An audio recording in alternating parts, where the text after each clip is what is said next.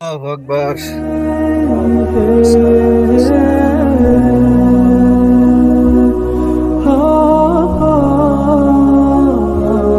আপনার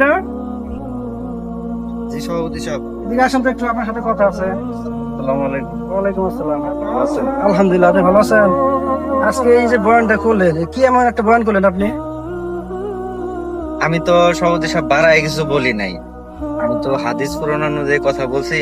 হাদিস কোরআন অনুযায়ী যা আছে আমি সেই বিষয়ে কথা বলছি। এখন এটা যদি আপনার বিরুদ্ধে চলে যায় তাহলে তো আমার কিছু করার নাই। আপনারা মানুষের কাছে মান সম্মান আশা করেন, মানুষকে অথচ সম্মান দিতে চান না।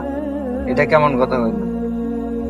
শুনেন হুজুর, মসজিদে বয়ান করেন ভালো কথা, এমন কোনো কিছু বয়ান করবেন না যেটা মসজিদের সভাপতি, সেক্রেটারি, কেশিয়ার এদের বিরুদ্ধে যায়। বুঝতে পারছেন?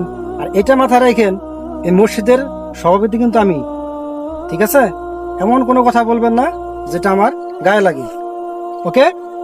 শোনেন সভাপতি সাহেব, আমি আপনারা কিছু কথা বলি শোনেন। এই মসজিদের ইমাম আমি হলেও আমি একজন মানুষ। আমারও সমস্যা হয়, আমারও সমস্যা আছে, কিন্তু আমি কারোর কাছে প্রকাশ করি না। আর আপনারা কখনো জানতেও চান না যে হুজুরের কোনো সমস্যা আছে কিনা। আমি এই মসজিদের ইমামতি করি, ঠিক আছে, আমার অনেক সময় ছুটির প্রয়োজন হয়, আপনারা সঠিক টাইমে বেতন দেন না। আপনাদের তো ছুটির কথা বললে, বেতনের কথা বললে তো আপনাদের মুখের দিকে তাকানোই যায় না, আপনাদের মুখটা পেঁচার মতো হয়ে যায়। অথচ আপনারা হুজুরের বিষয়ে কোনো কিছু খেয়াল রাখেন না, কোনো কিছু জানতে চান না। অথচ আপনারা পদ নিয়ে মনে করেন যে খুব বাহাদুরি করেন।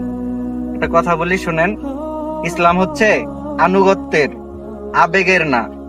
আরেকটা কথা, আল্লাহ তাআলা কোরআনের মধ্যে স্পষ্ট ভাবে বলে দিছে যে মসজিদের সভাপতি কে হতে পারবে। সূরা তওবার 18 নম্বর আয়াত আছে। আপনারা তো ইসলাম সম্পর্কে জানবেনও না, জানার চেষ্টাও করবেন না। আর কেউ যদি সত্যিটা বলে, উল্টা আপনারা তারে বাধা দিবেন।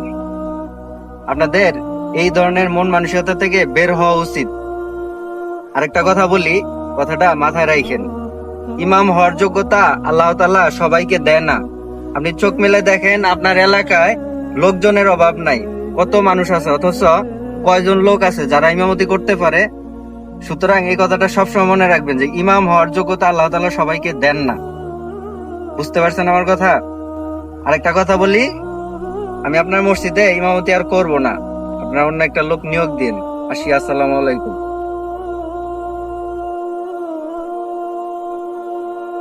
ভাই শোনেন, আমি ওখান থেকে দাঁড়াই আপনাদের সব কথা শুনছি এবং কি দেখছি।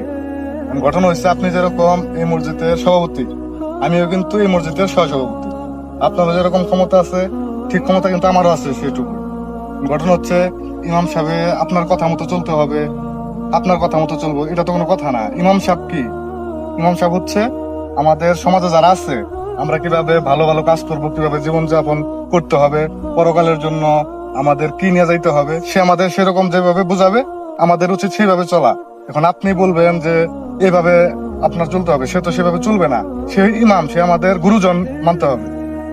শুনেন সভাপতি সাহেব, ইমাম হচ্ছে আল্লাহর ঘরের খাদেম, আপনার বাড়ির চাকর না যে আপনার কথা চলতে হবে। আর তো আপনি কি ধরনের কথা বললেন?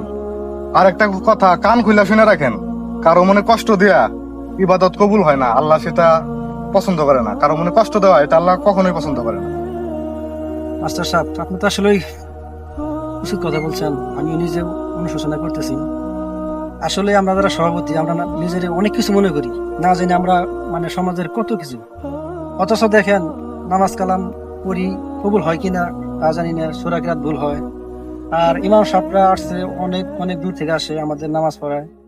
তাদেরকে আসলে ভুল ধরা বা তাদেরকে হুকুম দেওয়া আমাদের আসলে উচিত না। ঠিক ঠিক। আমি আজকে থেকে অনুশোচনা করতেছি এবং আমি যথাসম্ভবত ইমাম সাহেবের হাত জোর করে আমি ক্ষমা চাবো। আমি যদি উনি আমাকে ক্ষমা করেন তাহলে আমি সুখী এবং খুশি। আচ্ছা সভাপতি সাহেব, আপনি নিজের ভুলটাতে বুঝতে পারছেন, জি, জি। সেটার জন্য আপনাকে ধন্যবাদ। ঠিক আছে, চলেন তাহলে আমরা। চলুন আগে। এই ভিডিওতে সমাজের বাস্তব চিত্রকে তুলে ধরা হয়েছে।